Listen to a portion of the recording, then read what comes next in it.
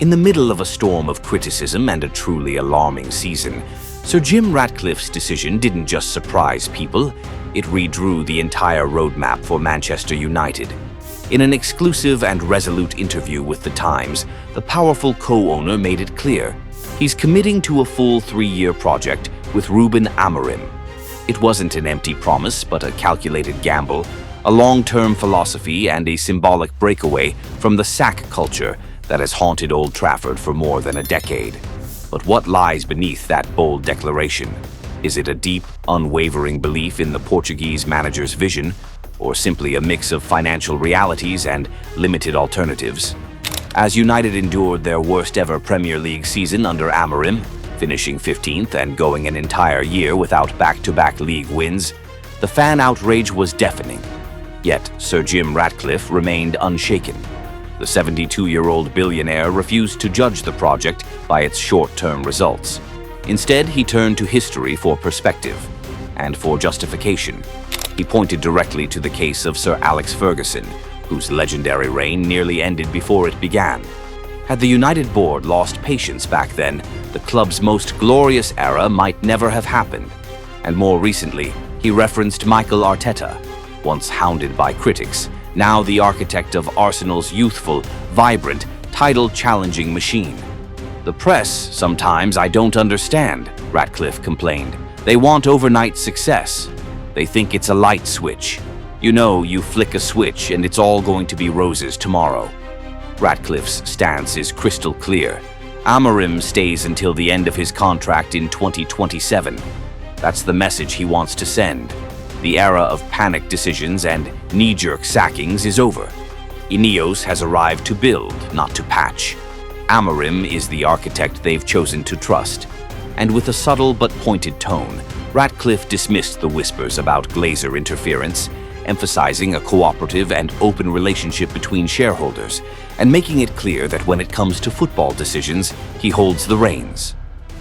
But if you only focus on the philosophical side of Ratcliffe's words, you'll miss a crucial part of the story: the cold, hard numbers and the ironclad contracts behind them. Keeping Rúben Amorim isn't just an act of faith, it's also a financially calculated move, and perhaps, given the club's current reality, an unavoidable one. According to the Manchester Evening News, one of the main reasons Sir Jim Ratcliffe decided to stay the course is simple: the massive investment already made to build Amorim's team.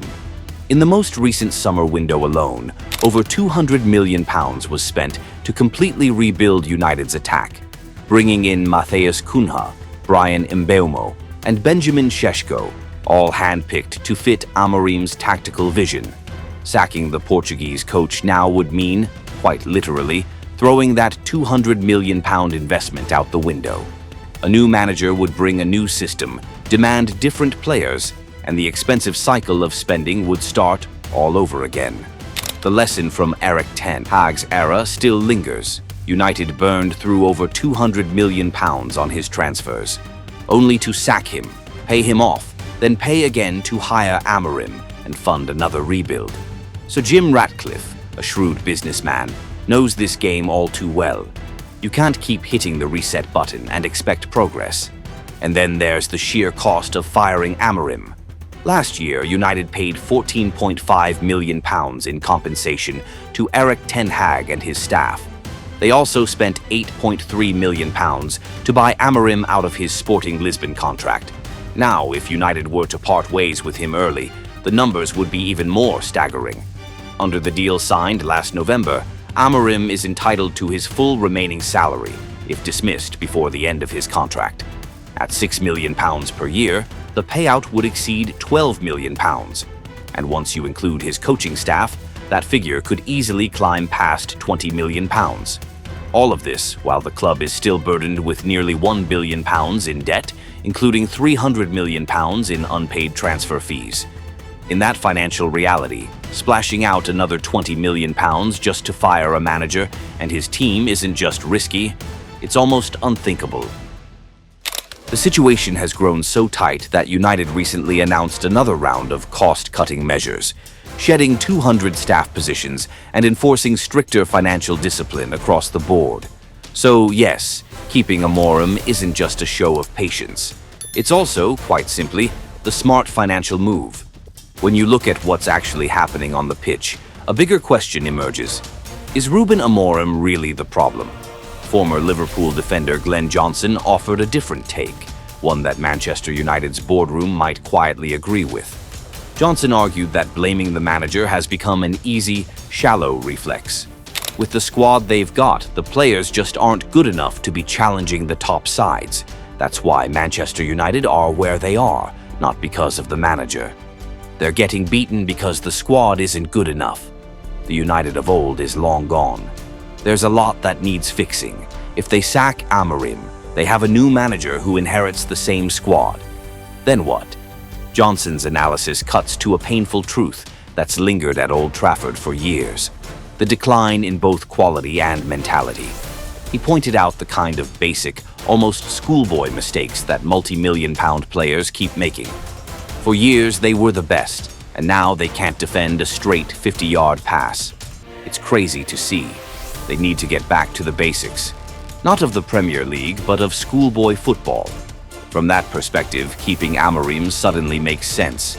After cycling through manager after manager, Moyes, Van Gaal, Mourinho, Solskjaer, Ralf Rangnick, Ten Hag, perhaps the problem isn't the man in the dugout anymore. Maybe it's time to back one manager, give him the time and tools to rebuild from the ground up. Because sacking Amorim now would be nothing more than a bandage over a wound that clearly needs surgery. And perhaps the most important factor strengthening Sir Jim Ratcliffe's resolve is the one that rarely gets attention: the players' support. According to ESPN, United's senior leadership, including CEO Omar Barada and football director Jason Wilcox, are convinced the dressing room is firmly behind Amorim. And this isn't just speculation. Barada and Wilcox, both handpicked by Ratcliffe, have adopted a far more hands-on approach than their predecessors. They're often seen around Carrington, having quiet, informal chats with key figures, from captain Bruno Fernandes to senior players to Amorim's backroom staff. The feedback they've received has been overwhelmingly positive. The mood in the camp is good. The belief is still there. That marks a clear departure from the past. One of the main reasons Ed Woodward dismissed Jose Mourinho back in 2018 was that he'd lost the dressing room. Now, the situation couldn't be more different. After the recent win over Sunderland, Mason Mount publicly declared that the dressing room is 100% behind the manager. Before that, Lisandro Martinez also voiced his support for Amorim. When the players, the people who work with the manager every single day, still believe, it's easy to understand why the board has chosen patience over panic. Sir Jim Ratcliffe's decision to hand Rúben Amorim a full 3-year contract wasn't emotional, nor was it blind faith. It was a multi-layered strategy built on long-term vision, harsh financial realities, a reassessment of the club's core problems, and a wave of optimism coming from within the dressing room. It represents a new philosophy at Old Trafford, one that prioritizes stability over quick fixes and structure over chaos. Alongside backing his manager, Ratcliffe is also reshaping the club's foundations, revamping the youth academy to produce the next generation of talent, tightening financial controls to ensure sustainability, and even planning a 100,000-seater stadium to maximize revenue and restore United's global stature. Of course, this remains a high-stakes gamble. Elite football is ruthless, and results on the pitch will always be the final judge. 3 years is a long time, and the pressure will only intensify if the team fails to progress. But at least for now, Manchester United have chosen a clear direction. They've bet on patience, on rebuilding from the ground up, rather than tearing everything apart once again. Will Ratcliffe's gamble pay off? Only time will tell. But one thing's for sure, the era of chaos and knee-jerk decisions at Old Trafford is over.